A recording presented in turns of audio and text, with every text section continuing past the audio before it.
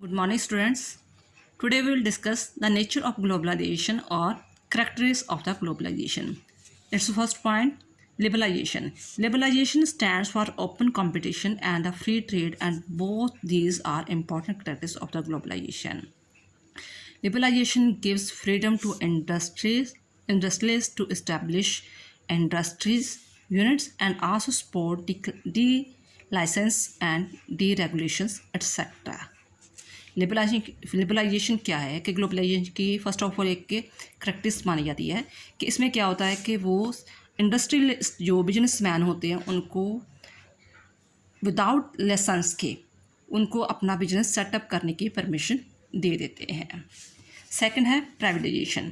Privatisation is the second important characteristics of the globalization. Privatization stand for giving primacy to private sector over the public sector. Privatization is the second important character of the globalization. Privatization stands for the giving primacy to private sector over the public sector. क्या है कि जो privatisation second character माना जाता है, ठीक है, और ये क्या करते हैं, पब्लिक सेक्टर के ऊपर प्राइवेट सेक्टर को पहल देते हैं। मान लो कि सरकारी हॉस्पिटल के ऊपर प्राइवेट हॉस्पिटल को पहल देंगे, स्कूल सरकारी स्कूल्स के ऊपर प्राइवेट स्कूल को पहल देंगे, कि प्राइवेट सेक्टर को प्रेफरेंस दी जाती है इसमें। और last, the for capital investor are given all facility to invest capital in the other country. And third है dominant role of the multinational companies. Prominent role of the multinational companies is also an important characteristic of globalization. The multinational corporations have established their factories in different parts of the world, and this way they have played an important role to give practical shape to the globalization. Integrations of national economy with the international economy. Integration of national economy, मान लो कि हमारे Indian की जो economy है वो किसके साथ, मान लो हमने टाई अप किया है ऑस्ट्रेलिया के साथ, रशिया के साथ टाई अप किया है, तो इस प्रकार क्या हो गया, इंटीग्रेशंस, ठीक है। To integrate the domestic economy with the global economy is an important practice of globalisation.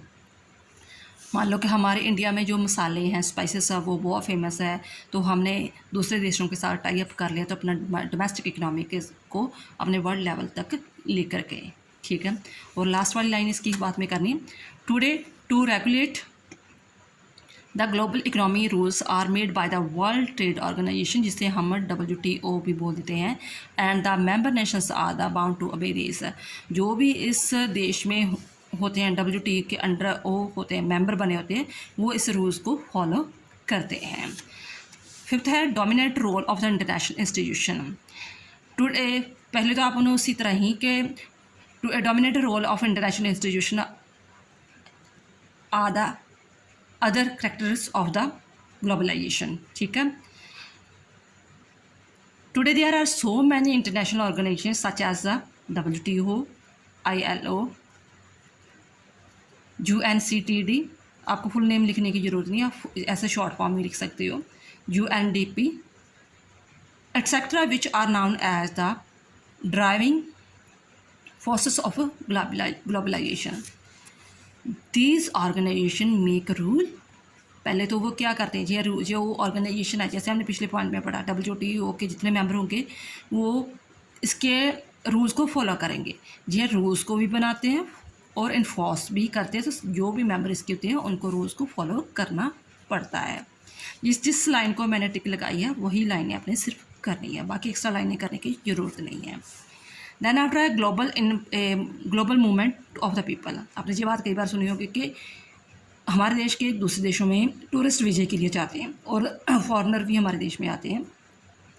Free movement of the people at the world level is the also the characteristics of the globalization.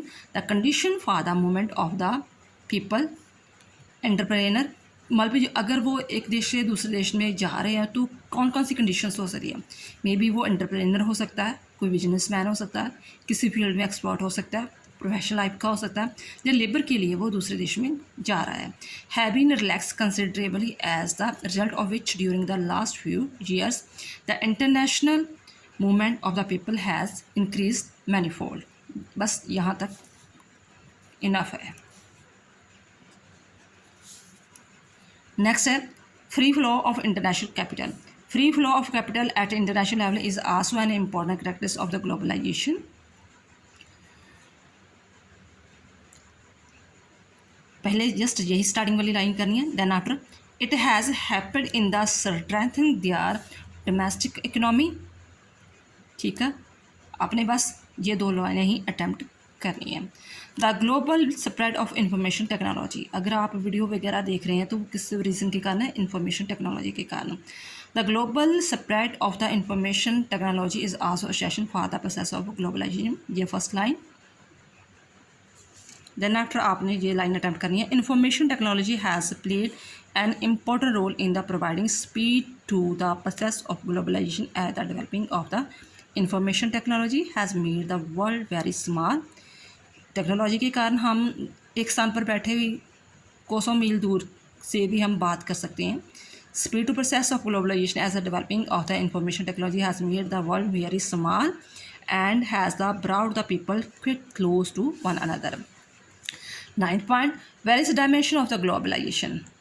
Globalisation just कई सोचते हैं just economically जो condition improve हो रही है, increase हो रही है, हम जस्ट उसे ग्लोबलाइजेशन कह रहे हैं. तो ये कहते हैं, ये अगर हम ये चीज़ें सोचते हैं तो जस्ट एक नैरो मीनिंग निकलेगा. हम इसके बहुत सारे डायमेंशंस हैं. हम कल्चर को भी एक दूसरे के साथ एक्सचेंज कर रहे हैं. ठीक है, हम अपने विचारों को, आइडियोलॉजी को कर रहे हैं. काफ़ी चीज़ें हैं जिसके कारण हमारा ग्लोबलाइजेशन हो रहा है. Majority of people consider globalization as a just globalization of economy. But in fact, beside economic aspect, cultural, political, social, industry, etc. are so many other aspects of the globalization. Next, global spread of the service. Along with economic globalization, today different services have also been globalized and global spread of the service has become an important characteristic of the globalization. Today there is a global spread of service like. आप ऊपरी वाली लाइनें नहीं कर रही तो छोड़ सकते हो. ठीक है, आप इसी पॉइंट को एक्सप्लेन कर सकते हो कि ये एक इंपॉर्टेंट करैक्टरिस्टिक्स है. देन आफ्टर ये लाइन अटेम्प्ट कर सकते हो. Today there is a global spread of service like shipping हो गया, एयरवेज हो गया, insurance, banking, health service, education and so many other service as a result which the quality of service in these areas has also improved considerably. Today, so many foreign companies have been able to spread their network in India. Next, interdependence of developed and developing country.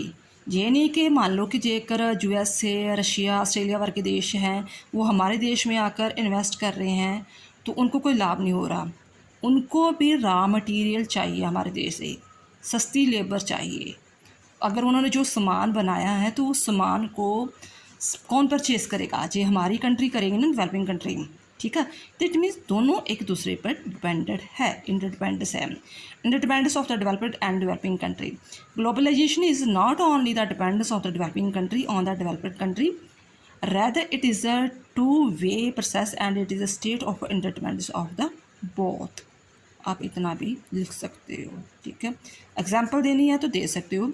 Example, the developed state have a surplus money. उनके पास चलो मान लो बहुत सारा पैसा है, technique है, ठीक है, फॉर इन्वेस्ट, बट किस में लगाएगी? वो किस में लगाएगी? डेवलपमेंट कंट्री के ऊपर लगाएगी, जो इसके पास पैसा है, टेक्निक है.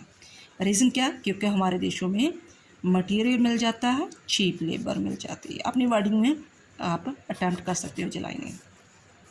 Last point, conversation of national market into global market.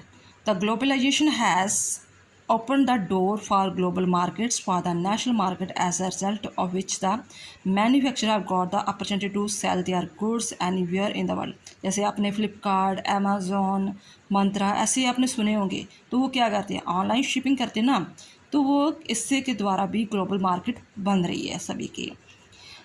Market as a result of which the manufacturer have got the opportunity to sell their goods anywhere in the world. ठीक है, इतनी लाइन बहुत है. Conclusion. After reading the characteristics written above, we come to the conclusion that globalization is a global process and liberalization and the privatization are two important pillars which give help to practical shape to it. बाद में आप सारे points include कर सकते हो और last line फिर आप अटैम्प्ट कर सकते हो. Like the free movement of air, open exchange of capital has begun, the rules of import and export have been liberalized. tariff have been reduced, and policy of protectionism has been given goodbye. All these are the miracle of globalization. I hope it will be very helpful for you. Thanks.